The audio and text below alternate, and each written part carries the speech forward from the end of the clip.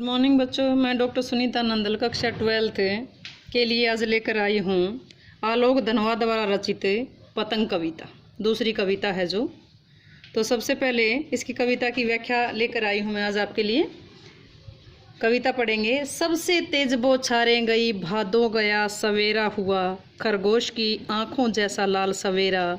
शरद आया पुलों को पार करते हुए, अपनी नई चमकीली साइकिल तेज चलाते हुए, घंटी बजाते हुए जोर जोर से, चमकीले इशारों से बुलाते हुए, पतंग उड़ाने वाले बच्चों के झुंड को चमकीले इशारों से बुलाते हुए, और आकाश को इतना मुलायम बनाते हुए कि पतंग ऊपर उठ सके। दुनिया की सबसे हल्की रंगीन चीज़ उड़ सके, दुनिया का सबसे पतला कागज़ उड़ सके, बांस की सबसे पतली कमानी उड़ सके, कि शुरू हो सकें सीटियों, किलकारियों और तितलियों की इतनी नाजुक दुनिया। इसमें आलोक धनवा जी ने प्रकृति के परिवर्तन के साथ साथ बाल मन की सुलभ चेष्टाओं का भी सुंदर वर्णन किया है। देखिए, व्याख्या देखिए।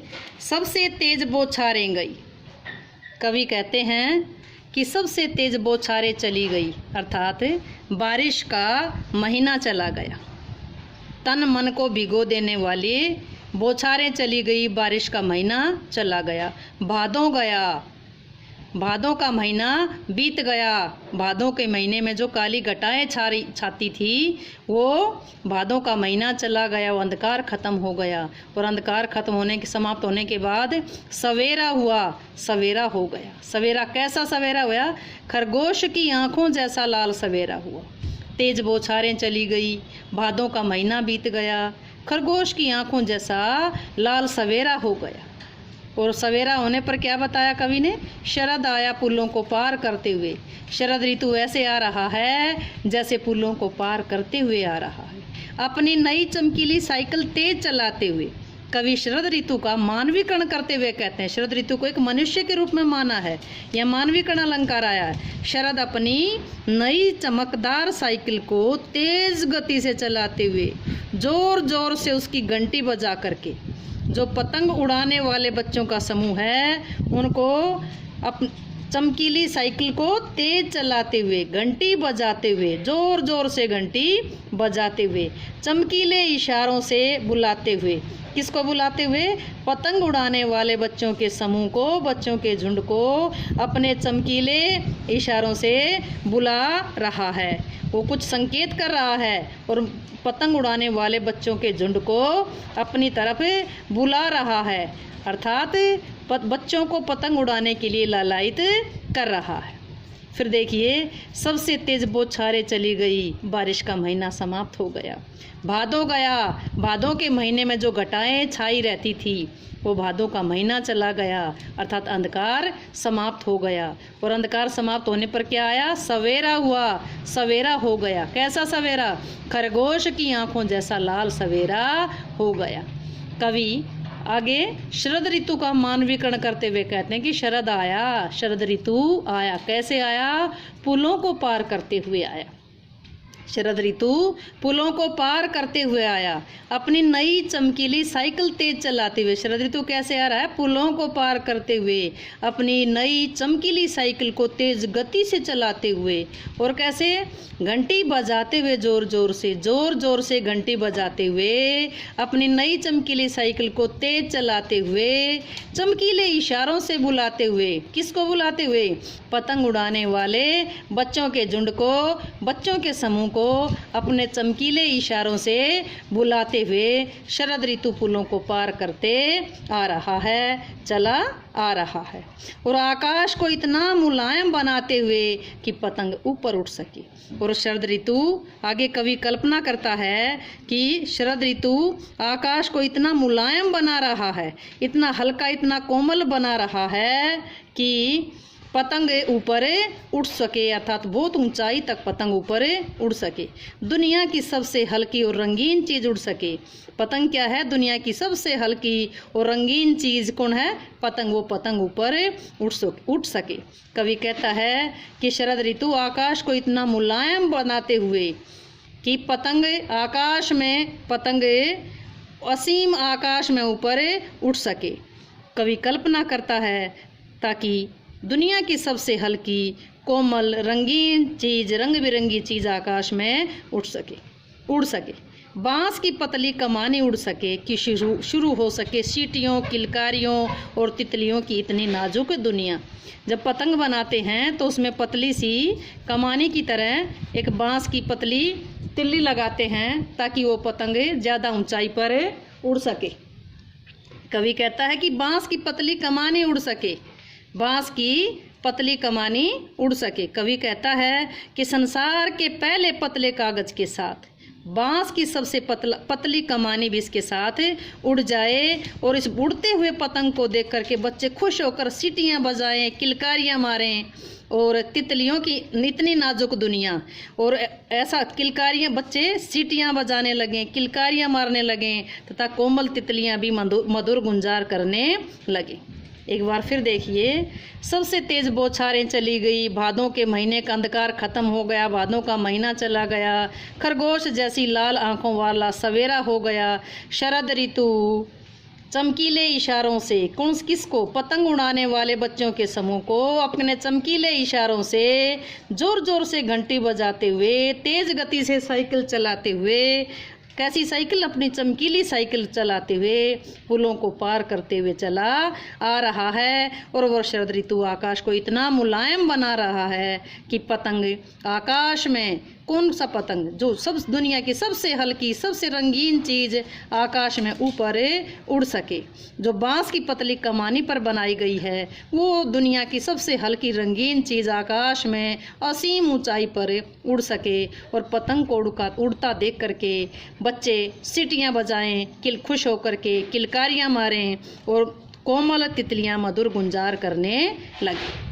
अगला पैरा देखेंगे। जन्म से ही वे अपने साथ लाते हैं कपास, पृथ्वी घूमती हुई आती है उनके बेचैन पैरों के पास।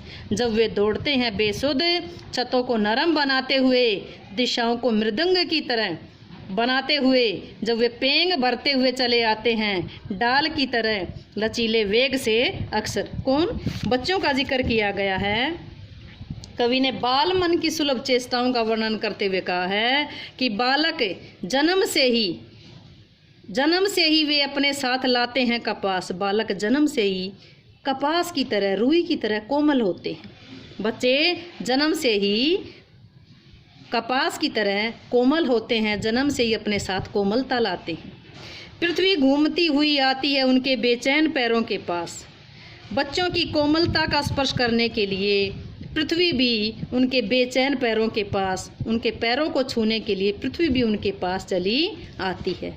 और जब वे बच्चे दौड़ते हैं बेसुध, कवि कहते हैं कि जब वे बच्चे अपने कोमल कोमल पाँवों से बेसुध होकर के दौड़ते हैं, जब बच्चे बेसुध होकर के अपने कोमल कोमल पैरों से छत पर दौड़ते हैं, छतों को नरम बनाते हुए, दिशाओं को मृदंग की तरह बनाते हुए, तो कवि कहते हैं कि बच्चे जब अपने पैरों को कोमल बनाते हुए बेसुध होकर के दौड़ते हैं तो पृथ्वी भी उनके बेचैन पाँवों के पास उनका स्पर्श करने के लिए घूमती है। और बच्चे अपनी किलकारियों के द्वारा दिशाओं को मृदंग की तरह बनाते हुए, छतों को नरम बनाते हुए, बच्चों को लगता है कि छत भी जैसे उनके लिए नरम बन गई है, और दिशाओं को मृदंग की तरह बजाते हुए, मृदंग का मतलब नगाड़े की तरह, उपमा अलंकार आया यहाँ, और छतों को नरम बनाते हुए, दिशाओं को नगाड़े की तरह बजाते हुए। नगाड़े की तरह कैसे बजा रहे हैं, कभी इस दिशा में कभी उस दिशा में भागते दौड़ते फिरते हैं।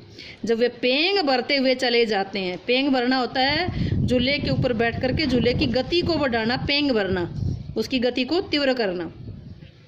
जब बच्चे पेड़ की शाखा की भांति कोमल लचीले वेग से यहाँ वहाँ डोलते हुए से अपनी मस्ती में डूब करके झूला झूलते हुए से दौड़े आते हैं। कवि कहते हैं जब सारी दिशाओं को नगाड़ों की तरह बजाते हैं, और वे जब वे पेंग भरते हुए चले आते हैं, जब अपने पेड़ की डाली को झूला बना करके झूलते हुए से दौड़े आते हैं, जब वे डाल की तरह लचीले वेग से, पेड़ की डाली की तरह लचीले वेग से उस झूले की गति को बढ़ाते हुए, झूला झूलते हुए से भागे चले आते हैं, तब क्या होता है, तब पृथ्वी घूमती हुई उनके पैरों का स्पर्श करना चाहती है।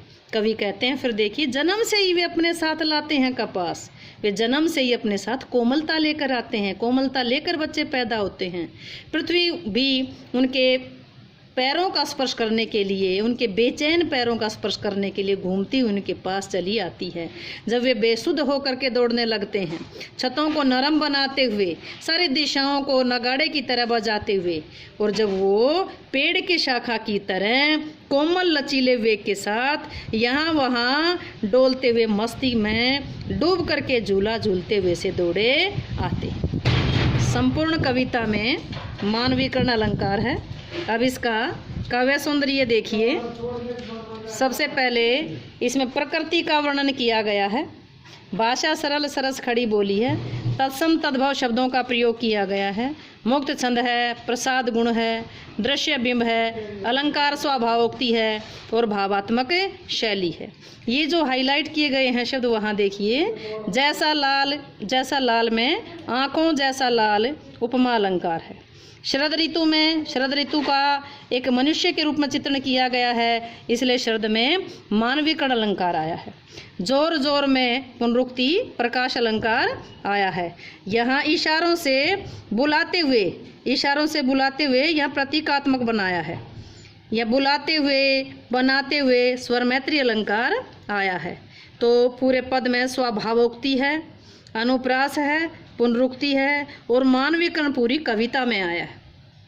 दूसरे पद्यांश में देखिए, जन्म से ही वे लाते अपने साथ कपास, यहाँ कपास के पास स्वर मैत्री अलंकार आया है। इसमें मृदंग की तरह, मृदंग के समान यहाँ उपमा अलंकार आया है। पूरी कविता में मानवीकरण अलंकार है, मृदंग की तरह में उपमा अलंकार है, स्वर मैत्री अलंकार आया है, स्वभावोक्ति आया है, भाषा सरल सरस खड़ी बोली है, तत्सम शब्दों का प्रयोग हुआ है, मुक्त छंद है, प्रसाद गुण, दृश्य बिंब, अभिधा शब्द शक्ति है, शैली भावात्मक है, अलंकार इसमें स्वभावोक्ति आया है, मानवीकरण, उपमा, स्वर मैत्री आदि अलंकार आए हैं। उम्मीद है कि आपको व्याख्या अच्छे से समझ आई होगी। सप्रसंग व्याख्या अपनी कॉपी में लिखेंगे, और अगर व्याख्या अच्छी लगी हो, कविता अच्छी लगी हो, तो चैनल को सब्सक्राइब करेंगे ताकि अगली वीडियो आपको तुरंत मिल सके।